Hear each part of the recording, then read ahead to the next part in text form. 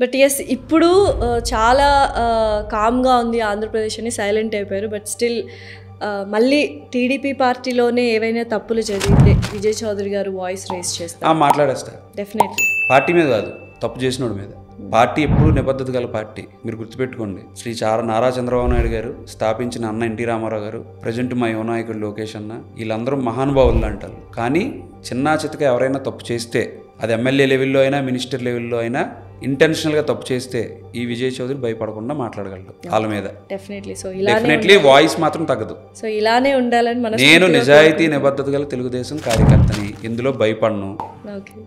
ఆ భయం అనేది ఇప్పుడు పార్టీలో ప్రశాంతంగా వెళ్తుంది కాబట్టి. కానీ నాకు ఇబ్బంది కలిగించిన అంటే ఇంకా కార్యకర్తలు అనుకున్నంత హ్యాపీగా లేరు.